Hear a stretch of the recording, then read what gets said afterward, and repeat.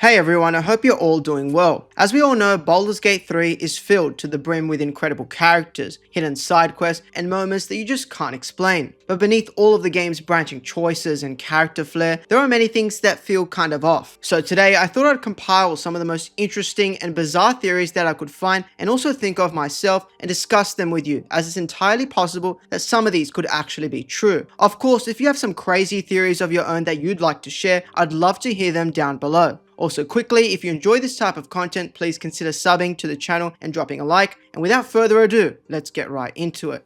This first theory is arguably the most bizarre one on this list. Basically, this theory suggests the idea that Halsin, one of your fellow companions within the world of Faerun, isn't actually an elf pretending to be a bear, but instead a bear pretending to be an elf. Now, I know that sounds pretty crazy, but the more I dug into this, the more it seemed a little plausible. Let's start with the basics of this theory. When most other druids in this game use the ability Wild Shape, they retain their identity. In this, I mean that the game will still label them with their name, for example, druid, and then in brackets bear, or druid, and then in brackets spider. However, when Halsin transforms into a bear, he becomes what is known as a cave bear, with all traces of his name and the elf he was completely vanishing. He completely leans into the idea of being just a bear. Now, while that detail is definitely minute in nature, what makes this all the more believable is the way in which we first meet him. In Act 1, Halsin is of course imprisoned within the goblin camp, and the only way we can free him is to kill the guards that are holding him. However, when we find Halsin in his cage, he isn't locked up as an ordinary elf, but is a fully transformed and furious bear. And nobody, including us in our first initial run of the game, is aware of this fact. To us, it seems like they'd imprison just a bear instead of a real and conscious person. It's only after the battle is concluded that Halsin reveals his quote-unquote true form as an elf. Of course, all of this can seem like reaching, and it definitely is in places, but it does raise the question of why Halsin decided to use his bear form for so long, and why he decided to stay in his cage as one. There is of course more to this theory. In conversation, Halsin will mention to you that he has no known living relatives, which is quite rare for an elf, especially one of his age. As we all know, elves can live for centuries, and the odds that every single family member of his is dead is something that always sat a little strangely with me. Unless, of course, Halsin never had any elven relatives to begin with. If he was indeed just a bear before, it would make complete sense that his family that he once had has long since died out. Then there's his relationship with Thaniel that's never truly explained in the game, other than a sort of spiritual connection to Thaniel as a result of his connection to nature. But it's obvious that his only reason for even following us into the Shadow-Cursed lands was for Thaniel exclusively, and that's of course supported by the fact that his quest to find Thaniel is his companion quest itself. He then also is the only one that's able to actually interact with him, as we see with the portal that he opens up, and it seems to me that he's bonded with him in a unique way. One way this could be explained is that Thaniel may have granted Halsin, who was once only a bear, an elf form as some sort of reward that gave him the ability to serve nature more directly. In addition to this, there's also the smaller things, like the weirdly specific detail of Halsin's like of honey. It's entirely possible that all of this is just circumstantial, and it may just be, but when piecing all of this together, it's hard not to wonder whether Halsin is truly the wise wood elf that he appears to be.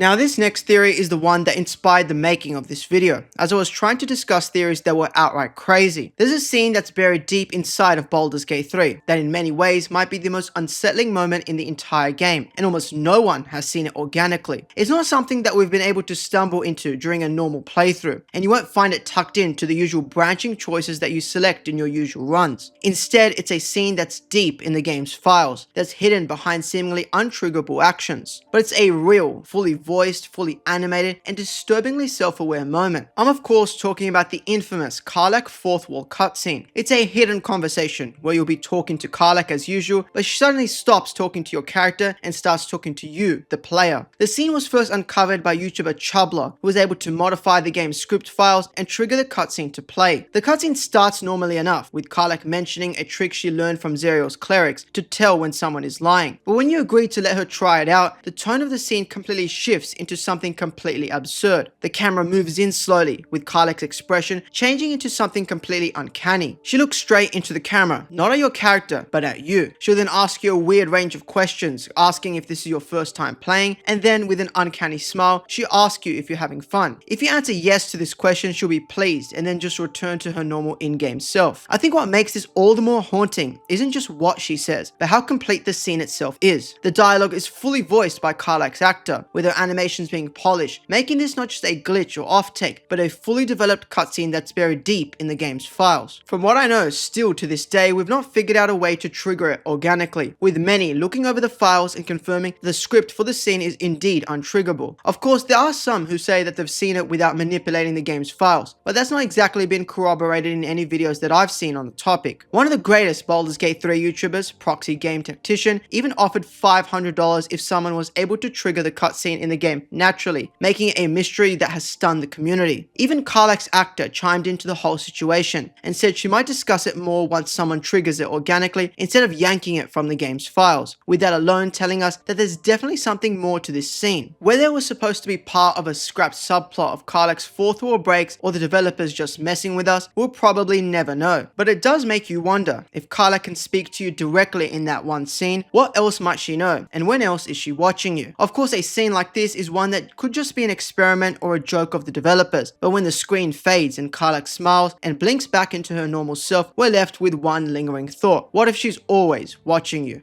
If there's one character in all of Baldur's Gate 3 who I found constantly intriguing and mysterious, it's definitely the tiefling child Arabella. What begins as a seemingly minor side quest of a scared child accidentally stealing the idol of Sylvanas in Act 1 spirals into one of the most fascinating and quietly transformative arcs in the entire game. Arabella doesn't just survive the events of the Grove and the harshness of the Shadow-cursed lands, but she instead strives through them. By Act 3 of the game, Arabella is exhibiting actual magical powers, commanding vines and showing a connection with the weave that almost no other character in this game has. There's no explanation or time skip to answer how this is possible, which to me raises quite a lot of questions. And I think I have a theory that answers such questions, in that Arabella didn't just steal the idol of Sylvanas, but she was actually chosen by it, or more specifically Sylvanas himself. Now here's what we actually know. Arabella steals the sacred idol, a relic of the Tree Father himself, and is of course immediately sentenced to imprisonment by the Druids, who claim that her actions defiled the grove itself. Then when we intervene and save her, she'll run off to her parents, and that seems like the end of that plotline, especially as we don't see her until much later. After this, the next time you'll encounter her is by her lonesome in the Shadow-cursed lands, although with a strange connection to magic and the shimmering of powers that go beyond what any child should realistically be capable of. The idol itself is not something special when you interact with it, but it does seem to have an impact on Arabella. The theory is that in the moment she touched the idol, something awakened inside her, or more likely that Sylvanas himself saw something in her. In the D&D lore, Sylvanas is a god who doesn't always act with clarity or explanation, but is a god whose actions reflect the wild nature that he represents. To me, it seems very possible that such a distinct divine figure would empower a child like Arabella as a way of preserving the balance of nature. What is even more interesting to me is how all of this connects to another mysterious character, Withers. This same unusual undead who lets you respec your class and even revive your companions also shows a strange interest in Arabella's fate and even later her magical abilities. In Act 3, Arabella can be found in the sewers performing some sort of magical ritual or being surrounded by death, but she doesn't seem corrupted but rather guided through the weave. I like to interpret her interactions with Withers as sort of a training of the next generation. To me, it makes sense that Withers, who is likely Jurgul as we'll discuss later, would absolutely support the empowerment of a child chosen by Sylvanas, another deity who affects the order of the world even if it's through nature rather than death. It's of course easy to just write all of this off and go with the game's notion that she's just a side character with an interesting arc. Before her interactions with the idol, it's easy to assume that Arabella was simply a normal tiefling child, possessing no magical abilities and simply living as her tiefling people did. You could of course also attribute her change to the untimely death of her parents, but to me it makes too much sense that a girl who touched a forbidden idol was chosen and walked away forever changed. And if you look closely at her development, it's obvious that not only does she develop in power, but in the way she talks and understands the world. It's almost as if something or someone wants her here, watching her grow and become something more than just a child.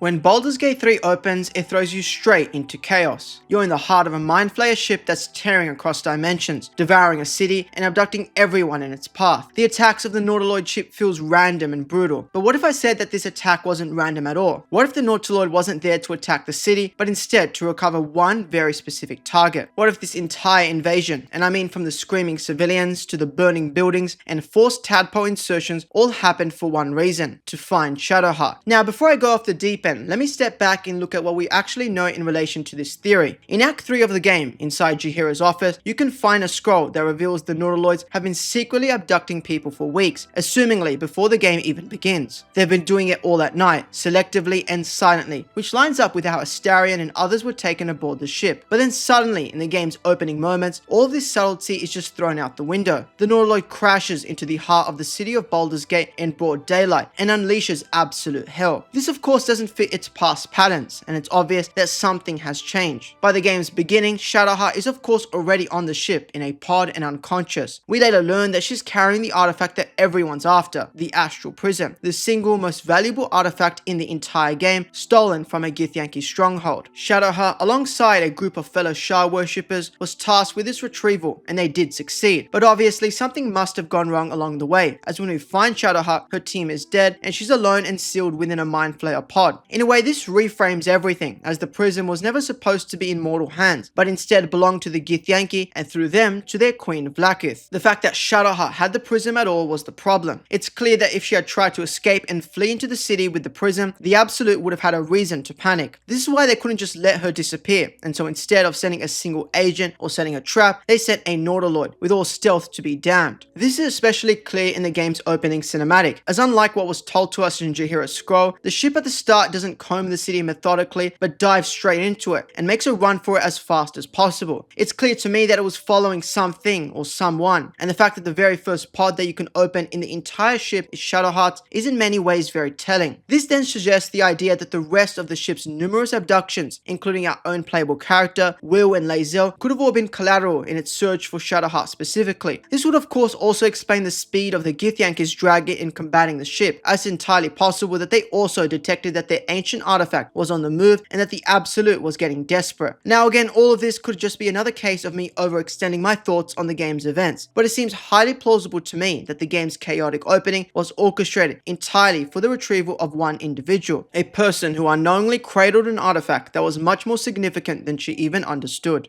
The final theory I've got today is probably the most plausible one, and one I personally think is actually true. Basically, the theory suggests the idea that Withers, the undead skeleton who lingers in your camp, is actually the ancient god of death in D&D lore. This one has much more evidence to support it, and the clues stack in a way that feels less of a conspiracy and more definitive. From the moment that you first see Withers, who's buried in an ancient crypt near the Emerald Grove, he speaks like someone far older than just a random undead. He calls to you as if he already knows who and what you are, and he resurrects your companions with ease by simply striking their names from the archives. I think the most obvious early evidence for him being Jurgle is the fact that he's immortal. You can try to attack Withers with all of your various spells, strikes and whatnot, but none of it is able to harm or phase him. To me, these are not just the traits of a strange undead keeper, but divine markers of a figure who is more than he tells you. Withers often speaks to us in an old, almost poetic fashion, asking you about the deepest of questions, from your own morality to divinity itself. In fact, the very first question that Withers asks you as soon as you supposedly awaken him from his ancient slumber is the value of a single mortal life. I don't know about you, but that doesn't sound like an ordinary question that just anyone who's undead would ask you, and to me it showcases that Withers is much more than he lets on. Now let's skip forward a bit and look at the game's post-credit moment. In this scene, you'll see Withers looking at a mural of the Dead Three, essentially ridiculing them of what they had done and that he was never blind to their schemes. He plainly states that he overestimated them, and the tone he speaks in is not one of a passive observer, but something much more significant. To me, it's the one of a former master watching closely as his wayward apprentices fail with the power he had given them. When you put this on top of Withers' ability of resurrection, his silent authority over the game's events, and his complete and utter domain over death, it becomes ever clearer that Withers is in fact Jurgle. Of course, from what I know, this is not something that is ever explicitly confirmed within the game, and Withers never outright claims the godhood he seems obvious of possessing. The game is very careful in how it characterizes Withers, and its hints such as his cryptic speech and immortality sprinkle the idea of Withers being Jurgle into your mind. This theory would also explain Withers' apparent detachment from the mortal world, as despite chaos erupting all over Faerun with the Absolute's plight, Withers simply observes and seems withdrawn. With all that said, I honestly do believe that Withers, the game's most enigmatic character, is indeed the ancient god of death, Jurgle, who is forced into mortal form to guide, meddle, and witness the game's events. This is not because he cares for you or your companions, but because when the balance of the world is broken by the very gods he once empowered, someone had to return to fix it, and that someone was always going to be him.